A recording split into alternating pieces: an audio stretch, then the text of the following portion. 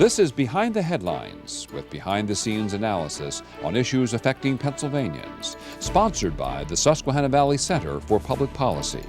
Now, here's your host. Hi, from Philadelphia to Erie and from Pittsburgh to Scranton, it's Behind the Headlines. I'm Charlie Greenawalt, Senior Fellow of the Susquehanna Valley Center for Public Policy, and I'm joined as usual by my co-host Maura Donley. Hi, Maura. Hello, Welcome Charlie. so much to the program. Yeah, it's nice to see you.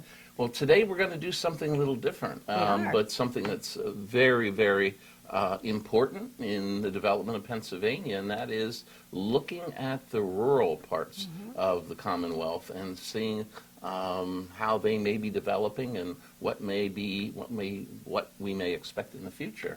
And we're so fortunate to have with us the best person in the state in the Commonwealth to talk about this. We are very fortunate to have with us Dr. Kyle Kopko, who is the Executive Director for the Center for Rural Pennsylvania. Welcome to the show. Thanks so much for having me. Well, thanks so much for being with us, Kyle. I think for our viewers' purposes, could you please give us a little bit of background on the Center for Rural Pennsylvania, when it was developed, why it was developed, and what it does? Sure. The Center for Rural Pennsylvania is a legislative agency of the General Assembly. So we essentially operate as a think tank in a bipartisan manner where we serve both the House and the Senate, and we provide data and research analysis to inform the work of the General Assembly. But we also provide this information in hopes that county commissioners, municipal officials, school district directors, even nonprofit leaders in rural Pennsylvania can use information to make wise policy decisions to ensure that our rural communities are resilient going forward. So we started in 1987 at a time whenever rural and much of Pennsylvania was going through economic change. The General Assembly didn't have a lot of great data and information on which to base policy decisions specifically for rural, and that's where we came in. So we provide grants to faculty at state universities to conduct applied policy research that informs the General Assembly, and then we also maintain a comprehensive database, all different types of statistical indicators on our communities, not just in rural, but in urban communities as well, so we can engage in comparative policy analysis. The other interesting thing that the center does, we hold legislative hearings on a wide range of topics. It could be population change, which we're going to talk about today, broadband access, substance use disorder, solar development on farmland, just a whole host of different topics. Well, you have a very interesting position. Why don't you tell us how you got there, a little bit about your background? So my background, I'm a quantitatively trained political scientist. So I went to Elizabethtown College for undergrad, then I went to The Ohio State University for graduate school. You know, it really drives Pennsylvania policymakers nuts whenever I insert the article, but we're kind of forced to do so. And I was a political science professor at Elizabethtown and an associate dean for 10 years. And then at the end of my term, this opportunity was brought to me at the General Assembly, and I threw my hat in the ring, applied for the position, and it was really a great opportunity to work with faculty at our state university, so blending my past background in higher education, but also my research background as well, working with data and translating it in a way that is useful for a wide range of public consumers. How exactly are you tied to the legislature? Could you talk a little bit more about your relationship with the legislature and how that works out in terms of state policy making? Sure. All of the individuals in my office, we're all employees of the General Assembly. We're kind of an unusual arrangement. We have a board of directors that provides oversight, and it includes 4 legislators, a bipartisan group from both the House and the Senate. Our chairman is Senator Gene Yaw from Williamsport. Our vice chairman is Eddie Day Pashinsky from the Wilkes-Barre area. We also have Representative Dan Mal and Senator Judy Schwank as our other legislators. There's 2 gubernatorial appointees as well. Let me interrupt you right there. Sure. How are those legislators determined? Great question. So the officers of both the Senate and the House make those appointments. So it's up to the Speaker of the House and the President pro tem in the Senate to make those appointments. Okay. Well, you were in the middle of a thought there about... Sure. We also have 2 gubernatorial appointees as well. And the other 6 members of our board all come from higher ed. So we have representation from the PASHE system, the Penn State system, and regional campuses of the University of Pittsburgh system, and the president of the Northern Pennsylvania Regional College. So I really think that's a distinctive blend because it really emphasizes our research focus in trying to provide objective data to Republicans and Democrats, any political stripe, so that way communities across Pennsylvania can make informed policy decisions. Well, speaking of data, you have a very recent study on population projections in Pennsylvania. I found it fascinating to see where we're headed. It's not necessarily in a good direction, but it's not bad. It's not bad. So why don't you tell us a little bit about some of the key findings of your new study? Sure, and I'll back up and say, to your point, a lot of this seems like it could be dire. It could be bad news, but there's definitely some silver linings in the data, and it's really important to keep in mind that a lot of the trends that are projected out in our reports happen because of large macroeconomic trends that have been ongoing for decades. So this isn't anything that's happened overnight. It's not the result of any single policy, gubernatorial administration, federal policy, you name it. This is a larger phenomenon that affects more than just Pennsylvania. Oh. Okay? So what we're projecting is that by 2050, Pennsylvania's population growth will slow considerably. Okay? This is across the board in Pennsylvania, although there's going to be some variations in regional population change. I'll get to that in a second. But what we're forecasting with our partners at the Pennsylvania State Data Center at Penn State Harrisburg, that the rural population in Pennsylvania will decline by about 6% by 2050, whereas the urban population will increase by about 4%. Now, just for context for listeners and viewers, we classify a rural county and a rural school district based on population density. So if you're below the average statewide density, you're classified as rural. At or above that, you're classified as urban. So if you use that definition, there's a lot of definitions out there on what is rural or suburban or urban. We just keep it simple. Rural, urban. Well, that's where I had questions when I first looked at some of your material, because normally in this sort of analysis, don't we have the presence of suburbs, and we look at rural areas, urban areas, and suburban areas. How do you treat suburban areas then? You just must clump them all into urban. For the most areas. part, statistically, that's what it ends up being. So it's a way of comparing rural versus everything else. So you would have your suburban and urban areas. So Philadelphia obviously would be considered a urban county by our definition, but also a place like Cumberland County or Lancaster County or York County would be classified as urban because their average density is above the statewide average. Whereas a place like Potter County or Perry County would be considered a rural county. How do you justify that? Because this flies in the face of prior studies and the way that this type of subject has been analyzed. I've not been used to seeing just rural and urban. Well, actually, the Census Bureau has had a dichotomous definition for many years, and we relied on their definition of rural and urban up through about the early 2000s. And then with some of their definitional changes, we got some odd county classifications that just didn't quite make sense, where maybe that definition worked well at the national level, but not necessarily at the state level. So we convened a focus group of academics and community stakeholders to figure out what is the most simplistic way of determining what is a rural community. And whenever you look at the data, not to say that all of rural is the same, but you see a lot of similarities in the overall data in terms of the demographics, household income, things like that. So it's our really easy way of distilling what is rural first and foremost, and really keeping the focus on rural communities. So let's get back to your study. So you indicated that by 2050 we're going to see some changes both rural and urban. And you did mention that we're not alone. So let's talk a little bit about, are we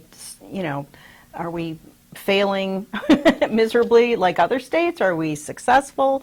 How are we ranking? Well, this is all relative, so let me start there. Back up, between 2010 and 2020, Pennsylvania's population overall grew at 2.4%, okay? I know I'm throwing out a lot of data, 2.4%. By our projections here with the State Data Center, by 2050, Pennsylvania's population will slow its growth rate over that 30-year period to just 1.6%. So we're seeing slower growth in the next 30 years than what we had seen in the past 10 years. Now, we're seeing similar trends in Western New York, Ohio. For example, Ohio completed their own population forecast out through 2050. The entire state of Ohio, by their measures, is supposed to decline by 6%. Oh, and So we're across, 1 point. and we're going to grow by more than 1 percentage point based on these forecasts. Okay. We don't have great data on West Virginia at the entire state level, but the Western Interstate Commission on Higher Education typically does forecasts on the number of high school graduates in every state. This is meant to be a way for higher ed institutions to forecast enrollment trends into the future. So for West Virginia, they're projecting between 2019 and 2037, West Virginia's high school graduation population will decline by 24%. It's not that students aren't graduating, it's they don't exist. And that's what we're seeing across the board, not only in the United States, but in our region and in our Commonwealth. We're having smaller families, so our birth rate is down, and the baby boomers are comprising a larger segment of the population. And because of that, and with an aging population, fewer of those individuals are going to be in the workforce. We're going to have fewer young people behind them to take over for some of these very important roles and jobs in our community, which is why we're trying to get policymakers to understand the implications of demographic change in Pennsylvania, what it could mean for our Commonwealth going forward. Is there an exodus going on as well? Are we seeing any sort of just migration out of Pennsylvania in addition to the birth rate and aging community? You definitely see some movement outside of Pennsylvania, but even within Pennsylvania. So we are seeing some population shifts to the southeast, as you might imagine. And by the southeast, it's not just Philadelphia and the collar counties. We're talking about Philadelphia maybe as far west as Franklin County. So basically, if you look at I-81, I-78, that's a very rough proxy here. But if you're to the south or the east of those transportation corridors, odds are those counties and municipalities are growing historically and projected to grow also into the future. What we're also seeing, particularly in the eastern part of the state, and some of the most recent data that's been released by the Census Bureau, is an influx of individuals from the New York, New Jersey, even Philadelphia suburbs into parts of eastern Pennsylvania, into the Poconos, maybe even some migration into Pennsylvania, into places like Adams County from the Baltimore and Washington, D.C. metropolitan area. Now, what we're hearing, though, from our stakeholders on the ground and what some of the preliminary data suggests is these are later in life professionals. So it might be folks who are teleworking, or they have sufficient retirement savings where they're undertaking a new career, maybe working independently, starting up their own business, and coming to Pennsylvania for that. Don't get me wrong, that's population influx that can be good, but then there's a big question on whether or not they stay, and then what are the implications of that influx of individuals outside of Pennsylvania coming into a rural area. What does that mean for the local economy?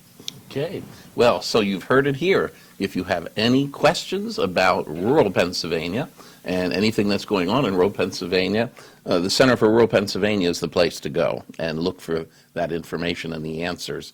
And we just started to scratch the surface of this subject and your wonderful report, and we have to ask you to come back in the very near Happy future. to do it anytime. We'd love to have you back. And we'll be right back after this message. Stay tuned. Behind the Headlines is brought to you as a public service by the Pennsylvania State Association of Township Supervisors, the largest, most influential municipal association in the Commonwealth. Since 1921, PSATS has been preserving and strengthening township government and securing greater visibility and involvement for townships in the state and federal political arenas. Covering 95% of Pennsylvania's land mass, townships represent 5.5 million residents, more than any other type of political subdivision in Pennsylvania. Additional underwriting provided by the Edward H. and Jeannie Arnold Foundation and by the Pennsylvania Manufacturers Association. Business in Pennsylvania is our business. Behind the Headlines is also supported as a public service by the Pennsylvania Highway Information Association, the go-to source to learn about transportation projects and issues. Visit pahighwayinfo.org. Hi, welcome back to Behind the Headlines. On this segment, Maura and I are fortunate enough to be joined at the right time of year by the right person. It is, of course, summertime, so that means it's road construction time and road maintenance time, Maura. Yeah. And who better to talk with us about this subject than Bob Latham, the Executive Vice President of the Associated Pennsylvania Constructors. Welcome back to the show, Bob. Thanks, Charlie. Good to see you, Maura. Nice to see you too. Well, the one thing that our motorists are running into is they're trying to discover, and hopefully you can throw a little extra light on it, what is the current state of our bridges and roads right now, Bob? Well, our, the state joke is we have two seasons in Pennsylvania, winter and road construction. And of course we do primarily now, we are working on the existing system. So we aren't building new roads on green pastures, I guess, if you will, like back in the 60s and 70s when we were building the interstate system. We're repairing our existing roads and bridges. We have one of the largest bridge inventories in the country with 25,000 bridges. And about 10 years ago, we passed a major transportation funding bill that allowed us to fix a lot of those bad bridges. That's the good news. We've made a lot of progress. The bad news is we still have old bridges, and we're an old state, and we have a geography with a lot of rivers and mountains and freeze thaw and so forth. So that creates challenges for steel and concrete. So we're at the point now where we're going to have to find ways to fund a new wave of bridges that are coming online that need to be fixed.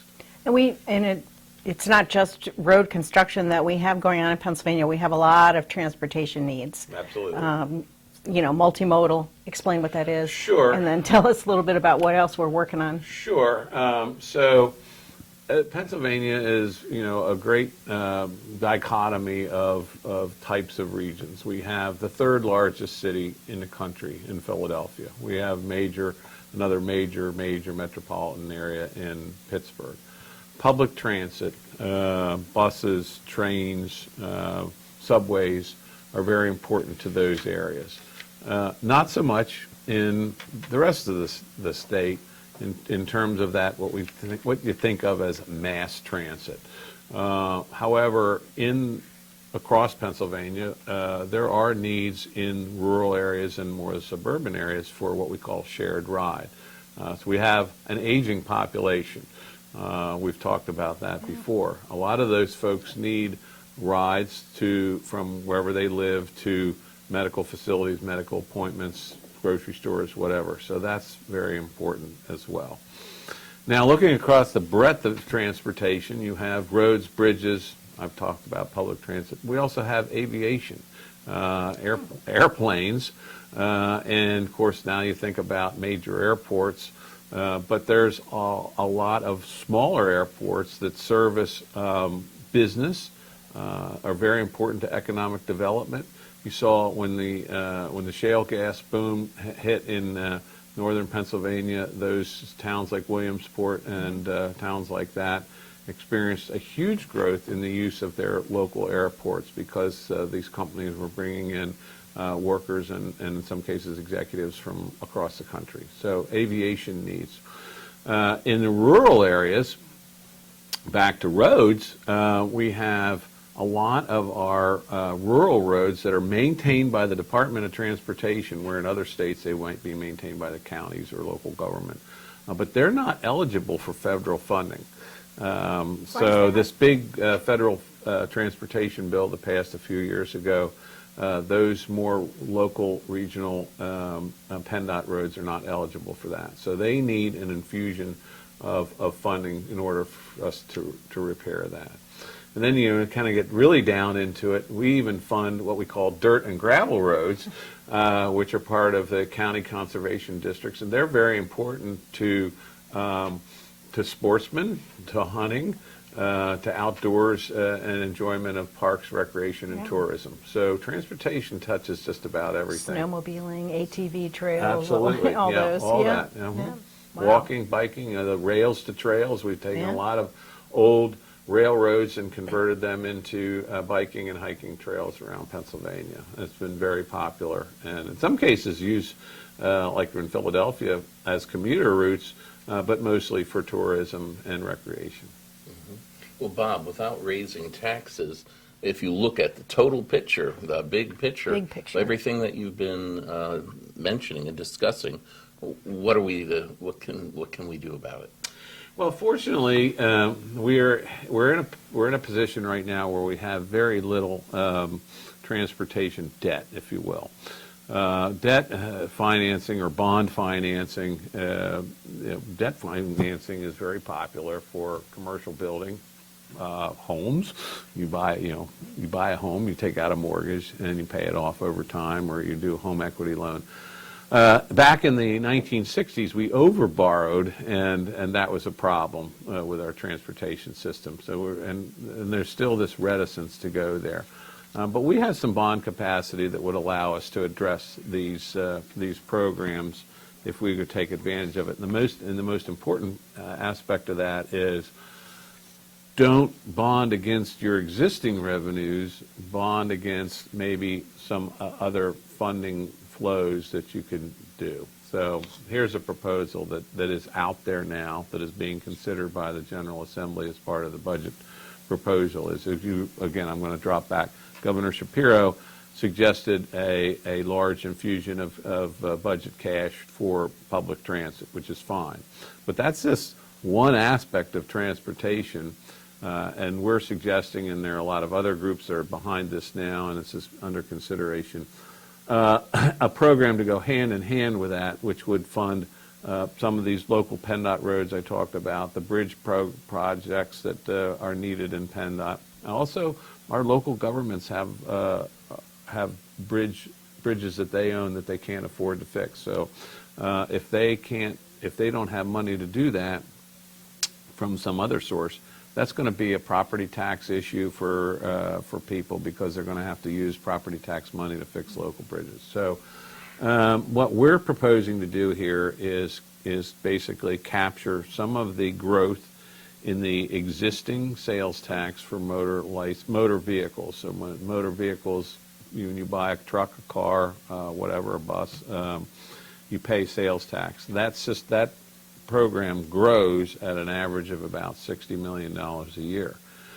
So without raising that tax, simply capturing that growth in the sales tax revenue and using that to bond capital improvement projects, for about 4 years we can do a major infusion of capital investment, fixing PennDOT roads and bridges, creating a local bridge grant program, having some money that would be available to the Transportation Infrastructure Investment Fund, which is a mouthful, but basically what that is that's money available to support economic development.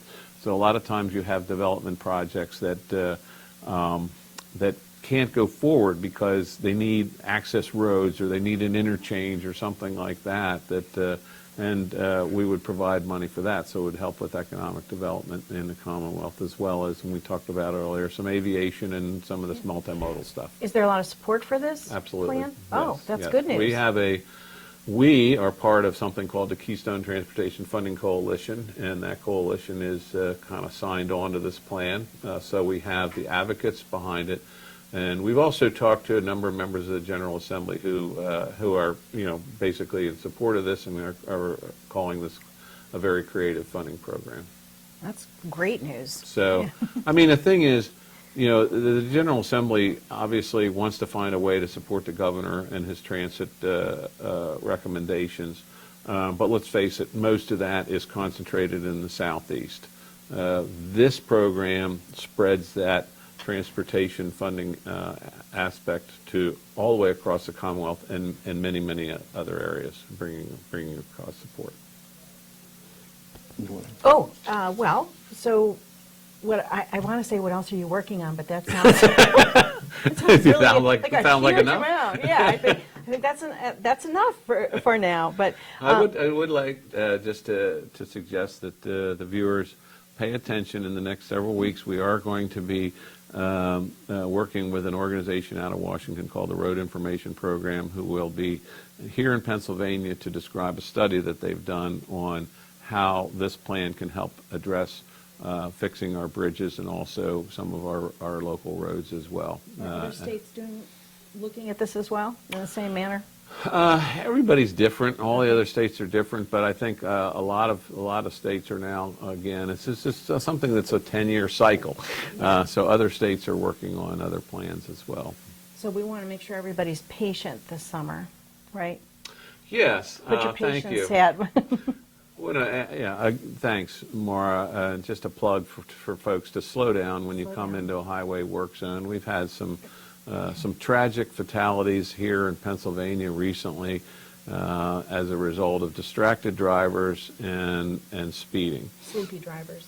Yeah. So pay attention, phone down, hands on the wheel, and head up and slow down in work zones. Yeah, definitely. Well, Bob, it always seemed too futuristic to me, but recently in the news, there the reports were again about this whole exploration into the advent of flying cars. I was laughing too, and they are seriously reporting that this is moving ahead. And when are we going to see flying cars, and how is that going to be controlled? Bob's only going to care about how they're taxed. Exactly. How do you tax a flying car? Yeah. It depends on whether they're gas powered or not. Exactly. You know. But seriously, we're also, still kind of in that phase of looking at how we implement self-driving cars or drone trucks and that sort of thing. And that technology has hit a couple of speed bumps, if you will. But I think there was one state that actually authorized the use of a car that flies and goes back on the road. So you never know. Technology moves very quickly. But you're right, the drone trucking, that's, where are we with drone trucking? Well, I think we have authorized the use of trailers, if you will, attached in a train mode. But I have not heard that is really imminent. Mm-hmm. It's still being worked on. Certainly not, perhaps not here in Pennsylvania. Not tomorrow. Yeah, more so in the West. Right. We're always a little behind. Yeah. Well, again, there's some glitches on the technology that still need to be worked out in that regard. Okay, well, thank you very much for coming and giving us an update, particularly at the summer season. Yeah. And we'll see you later in the fall or the winter, and we'll catch up with you then, and we'll catch up with you next week on Behind the Headlines. See you then.